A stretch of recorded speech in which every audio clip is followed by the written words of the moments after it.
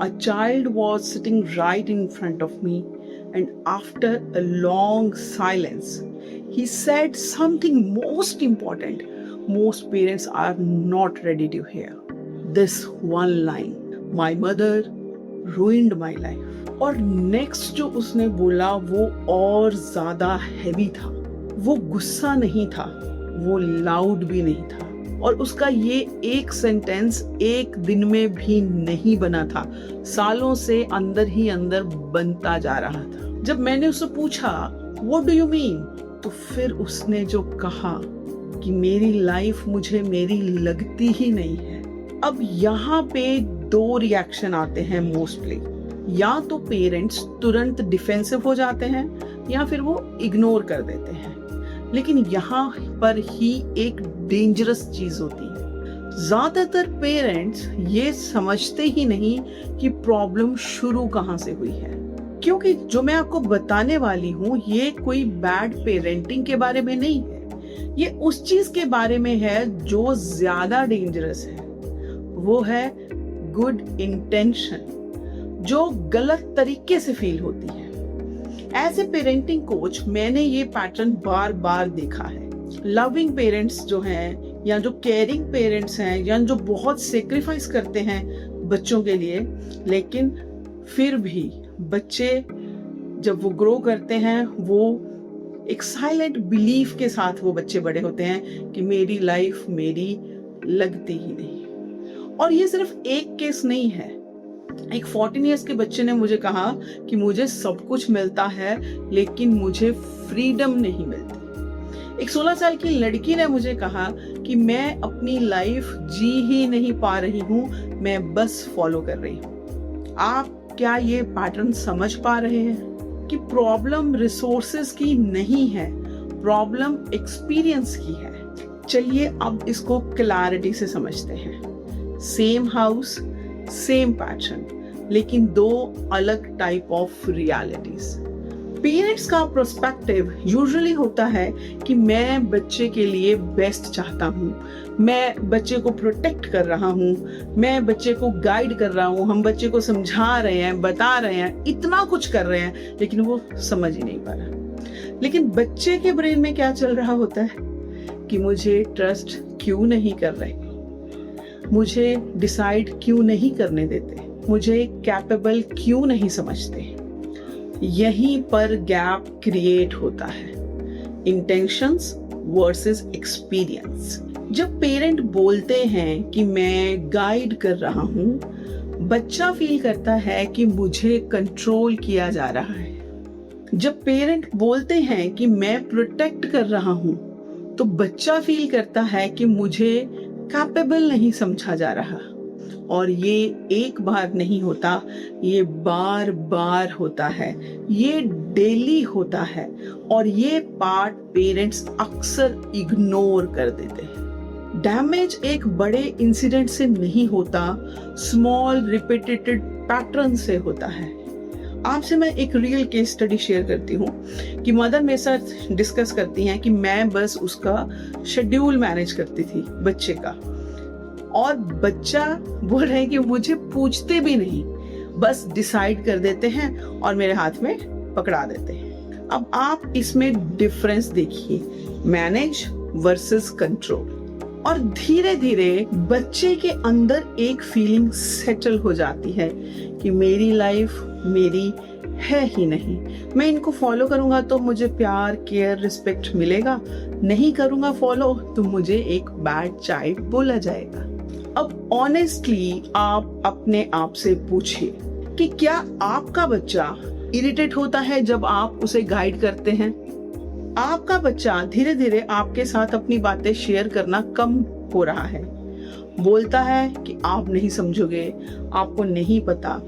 अगर इन सवालों का जवाब हाँ है तो ये बच्चे का एटीट्यूड नहीं है, ये अर्ली इमोशनल डिस्कनेक्शन है. अब सवाल है कि ऐसा होता क्यों है, और इसका आंसर बिल्कुल सिंपल है.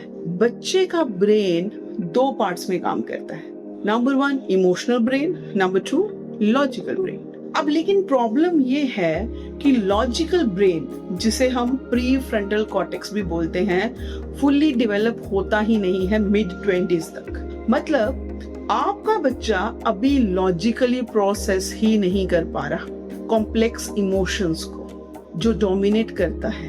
एमिगडाला, जिसे हम इमोशनल ब्रेन कहते हैं, रिसर्च ये शो करती है कि नेगेटिव इमोशनल एक्सपीरियंसेस ब्रेन में ज्यादा स्ट्रांगली स्टोर होते हैं कंपेयर टू पॉजिटिव वंस। इसका मतलब आप 100 बार सपोर्ट करते हैं, लेकिन अगर आपने 10 टाइम्स कंट्रोल फील करवाया तो वही याद रहेगा। और एक और डेंजरस चीज है वो ये कि मेमोरी रिकॉर्डिंग नहीं होती है, मेमोरी हर बार रिकॉल होने पर चेंज होती रहती है, लेकिन फीलिंग रिकॉर्ड होती है। तो धीरे धीरे ब्रेन एक स्टोरी बना देता है कि मेरे पेरेंट्स ही प्रॉब्लम है। अब एक अनकंफर्टेबल ट्रुथ, हर सेक्रीफाइस हेल्दी पेरेंटिंग नहीं होती। कभी कभी ओवर प्रोटेक्टिंग पेरेंट्स भी इमोशनली सफोकेटिंग इन्वायरमेंट क्रिएट कर देते हैं। टीन पैटर्न्स को सबसे ज्यादा डैमेज करता है control, over protection, emotional invalidation, over react मत करो, तुम्हें समझ नहीं आ रहा, तुम तो ऐसे ही हो। बच्चे के लिए ये एक क्लियर मैसेज है कि इनके लिए मेरी फीलिंग्स मैटर ही नहीं करती।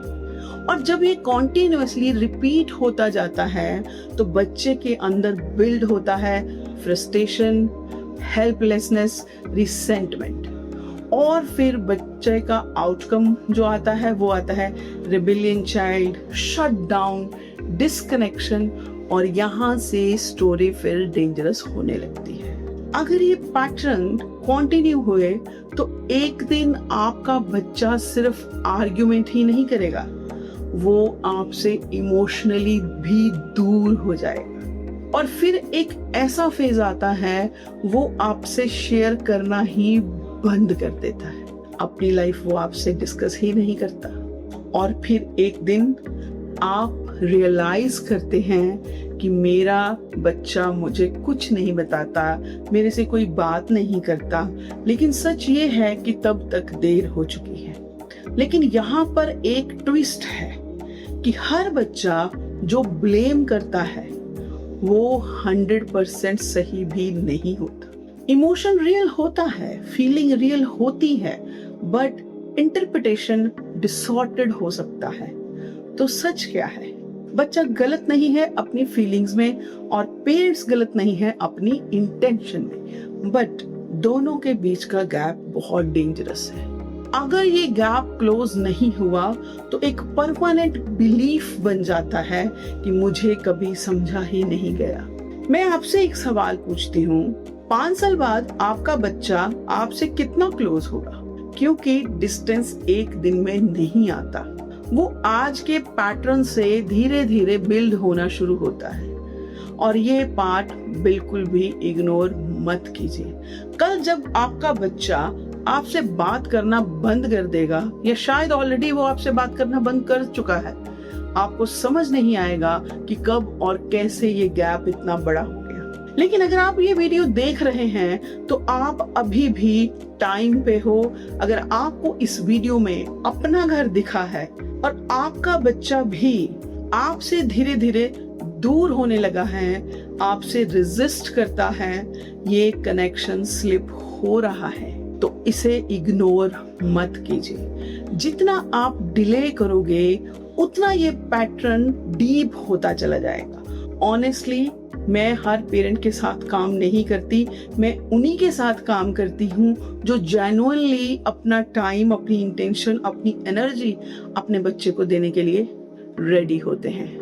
मैं लिमिटेड ही क्लैरिटी कॉल्स लेती हूँ ताकि मैं जेन्युइनली डीप हेल्प कर पाऊँ। अगर आप सीरियस हैं अपने बच्चे के पैटर्न को चेंज करने के लिए तो डिस्क्रिप्शन में लिंक दिया गया है, क्लैरिटी कॉल बुक कीजिए। Because by the end of this video ये सिर्फ पेरेंटिंग नहीं है। बच्चे अचानक दूर नहीं हुए हैं, उन्हें धीरे धीरे धीरे धीरे दूर किया है हमारी कम्युनिकेशन ने, हमारे बिहेवियर ने और हमारे ओवर प्रोटेक्शन ने।